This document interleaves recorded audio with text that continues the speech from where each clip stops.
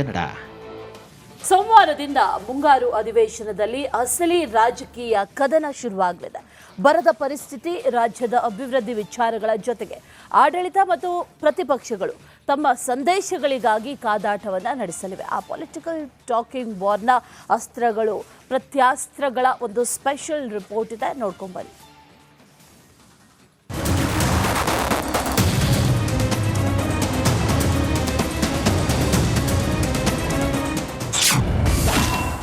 ಸರ್ಕಾರದ ವಿರುದ್ಧ ಮುಗಿಬೀಳಲು ದೋಸ್ತಿ ಸಿದ್ಧ.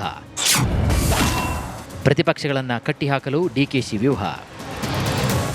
ನಾಳೆಯಿಂದ ಅಸಲಿ ಅಧಿವೇಶನ ಶುರುವಾಗಲಿದೆ. ಪ್ರತಿಪಕ್ಷಗಳು ಸರ್ಕಾರದ ವೈಫಲ್ಯಗಳನ್ನು ತೆರೆದಿಟ್ಟು ಚಾಟಿ ಬೀಸಲು ಸಜ್ಜಾಗಿವೆ. ಬಿಡದಿ ಟೌನ್ಶಿಪ್ ಯೋಜನೆ, ನೈಸ್ ರಸ್ತೆ ವಿವಾದ, ವಾಲ್ಮೀಕಿ ಅಭಿವೃದ್ಧಿ ನಿಗಮದ ಹಗರಣ ಪ್ರಸ್ತಾಪಿಸಲು ರೆಡಿಯಾಗಿವೆ. ಸಚಿವ ಬಿ ನಾಗೇಂದ್ರ ರಾಜೀನಾಮೆಗೆ ಪಟ್ಟು ಹಿಡಿಯಲು ಎಲ್ಲ ಅಸ್ತ್ರಗಳನ್ನು ಬಿಜೆಪಿ ಮತ್ತು ಜೆಡಿಎಸ್ ಸಿದ್ಧ ಮಾಡಿಕೊಂಡಿದೆ.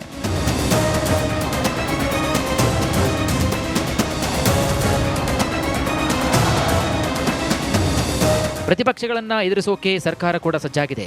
ಉಭಯ ಸದನಗಳಲ್ಲಿ ಬಿಜೆಪಿ ಹಾಗೂ ಜೆಡಿಎಸ್ ಪ್ರಸ್ತಾಪಿಸುವಂತಹ ಪ್ರತಿಯೊಂದು ಆರೋಪಗಳಿಗೂ ದಾಖಲೆ ಸಮೇತ ಪ್ರತ್ಯುತ್ತರ ನೀಡಲು ಸಿದ್ಧವಾಗಿದೆ.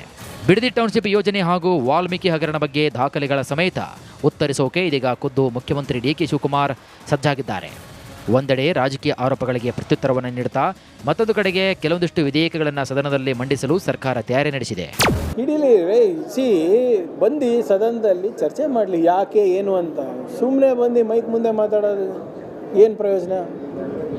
Let them come and discuss.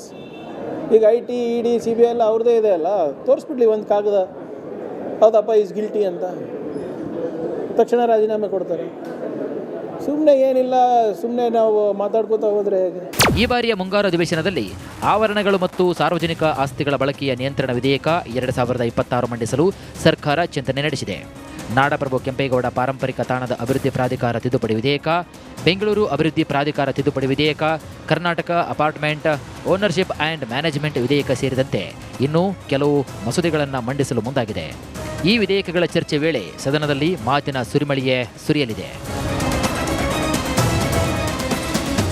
ಒಟ್ಟಾರೆಯಾಗಿ ಸರ್ಕಾರದ ವೈಫಲ್ಯಗಳನ್ನು ತೆರೆದಿಡಲು ವಿರೋಧ ಪಕ್ಷಗಳು ಮುಂದಾಗಿದ್ದರೆ ಪ್ರತಿಪಕ್ಷಗಳಿಗೆ ತಕ್ಕ ಉತ್ತರವನ್ನು ಕೊಟ್ಟು ಬೀಸೋ ದೊಣ್ಣೆಯಿಂದ ಪಾರಾಗಲು ಸರ್ಕಾರ ತಂತ್ರವನ್ನು ರೂಪಿಸಿದೆ.